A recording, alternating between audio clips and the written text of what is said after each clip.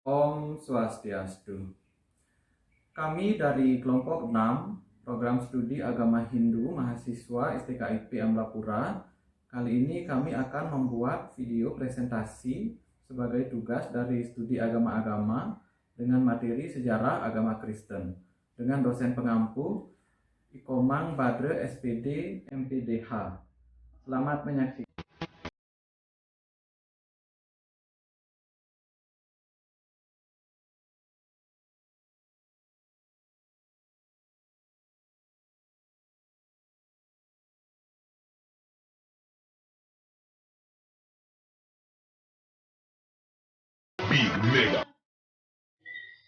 Sejarah agama Kristen. Kelahiran agama Kristen diyakini oleh umatnya sangat panjang, bahkan kisahnya diyakini dimulai sejak masih berada di Taman Eden. Meski awalnya bukan bernama agama Kristen, namun hakikat ajaran Kristenisasi sudah dimulai sejak awal penciptaan. Dalam kitab Injil dikatakan Adam dan Hawa sebagai manusia pertama di dunia. Agama Kristen lahir sebagai koreksi terhadap bentuk kepercayaan dan ritual yang dilakukan oleh Gereja Katolik Roma. Meski demikian, agama Kristen diyakini memiliki sejarah tersendiri. Pemikiran kekristenan periode tahun 100 Masehi sampai 500 Masehi. Antara tahun 100 Masehi dan 500 Masehi, gereja Kristen mengalami perubahan yang luar biasa. Pada tahun 100 Masehi, gereja hanya terdiri dari sejumlah minoritas kecil yang sesekali mengalami penganiayaan. Meski kitab Injil sudah beredar, namun surat-suratnya belum terkumpul sepenuhnya, sebagaimana surat perjanjian baru yang ada sekarang ini. Menjelang tahun 500 Masehi, timbullah situasi yang sangat berbeda. Sebagian besar orang di dalam lingkungan kekaisaran Romawi menyebut dirinya orang Kristen. Dan sejak saat itu agama Kristen menjadi agama resmi negara. Pemikiran kekristenan periode tahun 100 sampai 500 Masehi lanjutan.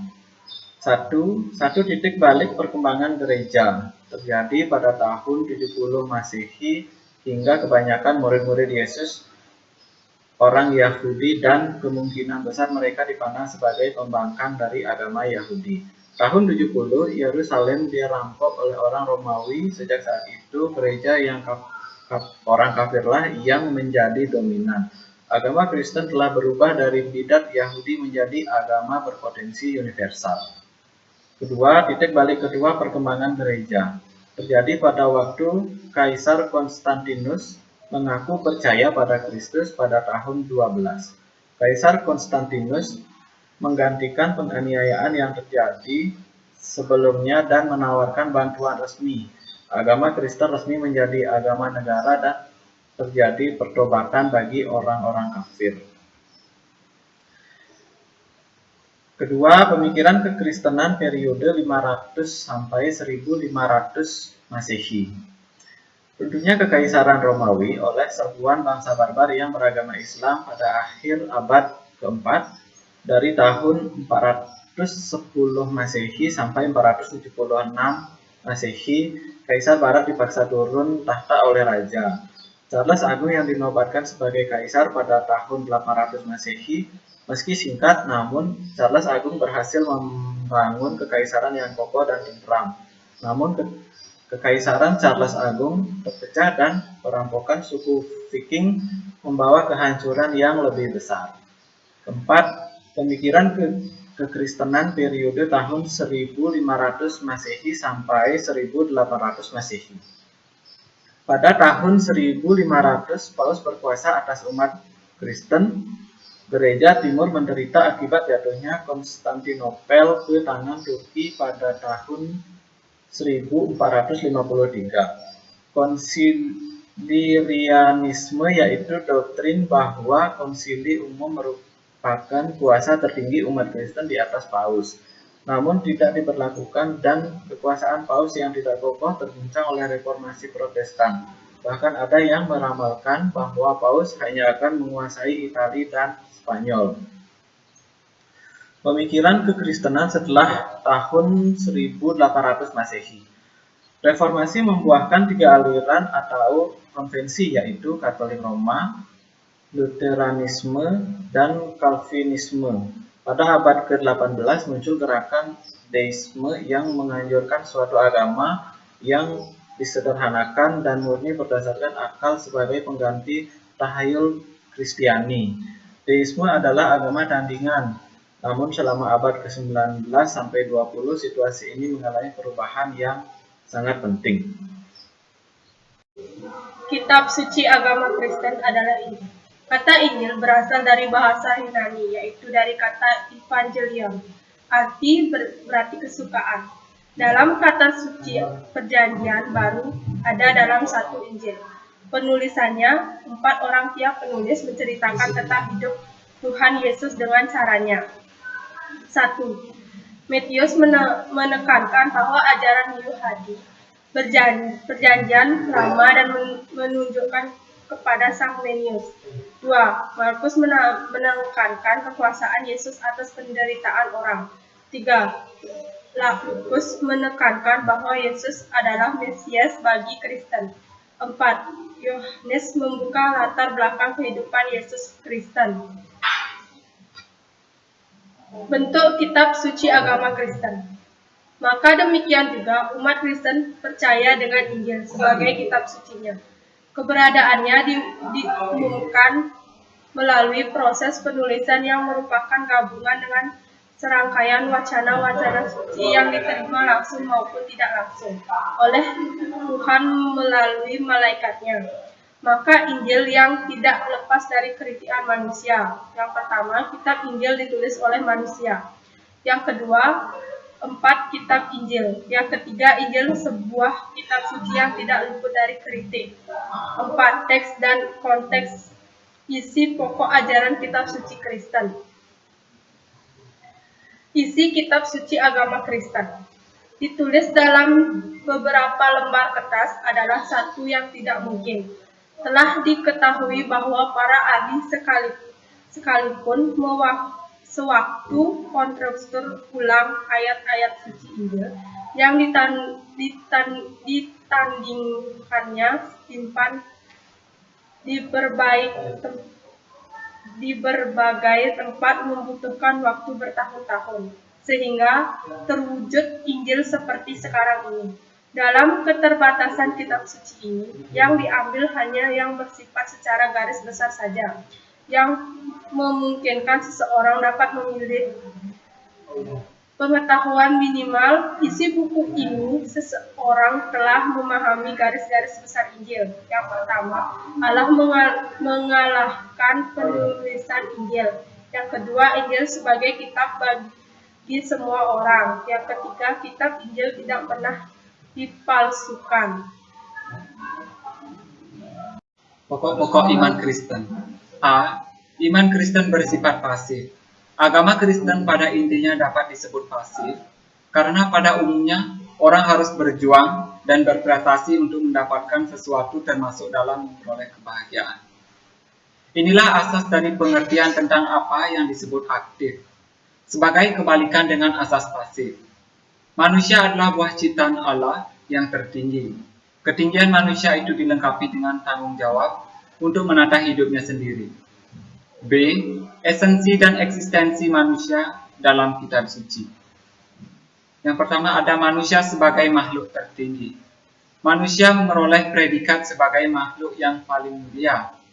Hal ini dapat dibaca pada halaman pertama dalam Alkitab. Walaupun manusia dikatakan makhluk paling mulia, gambaran dari Allah, namun manusia tetap bukan Allah. Manusia merusak ketinggian derajatnya. Dinyatakan oleh Alkitab bahwa manusia merupakan makhluk yang paling mulia, yang memiliki derajat paling tinggi di antara semua ciptaan yang ada di atas bumi. Namun demikian, dalam Alkitab juga diuraikan bahwa manusia juga merusak ketinggian derajatnya, sebab ternyata manusia juga tidak mengikuti petunjuk Allah. Ia menggantungkan hidupnya pada materi. Karena perbuatan inilah, akhirnya manusia merusak hubungannya dengan Tuhan Allah. Inilah dosa pemberontakan terhadap Allah. Manusia ingin menyaingi Allah. ingin menjadi berkuasa dan mulia seperti Allah. Oleh sebab itu, hukumnya juga sudah jelas, yaitu mati dan bercerai dengan Allah. Selanjutnya manusia hanya ditemani oleh hatinya sendiri, yang penuh penyesalan dan menyalahkan diri sendiri. Manusia objek kasih Allah. Berapapun dosa yang telah diperbuat oleh leluhur umat manusia yang berakibat pada seluruh generasi umat manusia, namun Allah masih mengasihi manusia. Karena kasih sayang itu, maka Allah memberikan jalan keluar dari keadaan tertuduh itu. Meskipun dengan harga yang tinggi sekalipun, Yesus Kristus Putra Allah tetap melaksanakan tugas besar ini. Kristus menjadi manusia dan untuk manusia. B. Iman Kristen bersifat aktif. Sebab firman Tuhan tidak ada yang mengatakan bahwa orang Kristen harus memiliki sifat iman yang hanya pasif. Untuk mendapatkan keselamatan, seseorang harus menerima saja. Ia tidak membeli keselamatan dengan prestasinya, tetapi ia hanya harus percaya. Ketinggian manusia harus diakui sebagai ketinggian yang menjatuhkan manusia dari ketinggian yang diberikan oleh Allah. Dengan ketinggiannya, manusia tidak dapat mencapai keselamatan. Tahta manusia yang disangka masih kokoh sebenarnya telah ambruk, dan mau tidak mau manusia harus duduk di lantai. Ketinggian manusia telah hilang di hadapan Allah. Sebab segala prestasi manusia adalah buah dari pohon yang sudah tidak baik, yang nasibnya hanyalah akan ditebang dan dibuang ke dalam api. Memang berat untuk mengakui hal ini, sebab hal ini menuntut perkumpulan yang sungguh-sungguh. Dalam hal ini, manusia dituntut harus aktif. Berdasarkan uraian ini, maka iman Kristen sesungguhnya bersifat aktif. Allah dalam pandangan Kristen. Di antara yang paling sulit dalam suatu studi agama adalah mendeskripsikan tentang Tuhan atau Allah. Ada ungkapan umum yang telah digunakan untuk menyatakan kesulitan ini, yakni jika seluruh air lautan digunakan untuk menuliskan tentang hakikat atau sifat Tuhan, maka hingga kering air laut tidak cukup untuk menggambarkan atau melukiskannya. Manusia dalam pandangan Kristen. Manusia adalah pokok yang paling penting dalam ajaran iman Kristen, tetapi manusia yang dimaksudkan adalah manusia yang tidak hidup sendiri. Manusia hidup bersama-sama Allah, antara keduanya terdapat hubungan yang erat. Allah adalah partner perjanjian dan ia adalah partner penjanjian Allah. Berkata-kata tentang manusia berarti berkata-kata tentang relasi atau hubungan ini. Yesus adalah Allah dalam pandangan Kristen. Dengan menyebut Dia Tuhan, berarti manusia menunjukkan rasa hormat yang paling tinggi. Penyebutan Tuhan dalam Kristen hanya dipakai dalam hubungan dengan Allah. Memang itu pula yang dimaksudkan dalam penyebutan nama Tuhan Yesus, Anak Allah, Anak Tunggal Allah.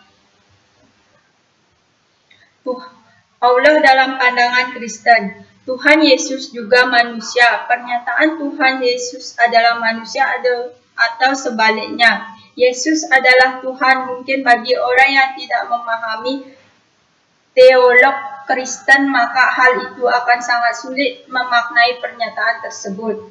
Yesus diutus untuk melaksanakan rencana penyelamatan Allah. Yesus adalah manusia tanpa dosa. Setelah Tuhan Yesus Kristus lahir sebagai manusia dan hidup di tengah-tengah manusia, dan dalam pertumbuhannya ia mengalami banyak tantangan karena orang-orang masih mau mempertahankan ketinggiannya dan tidak mau mengakui kebutuhan akan juru selamat. Selain itu pula, orang-orang mengharap akan kedatangan kerajaan menjadi bangsa yang berwibawa sendiri. Oleh karena itu, mereka menanti-nantikan seorang pahlawan yang dapat memimpin kepala kemenangan dan keadaan bangsa yang gemilang.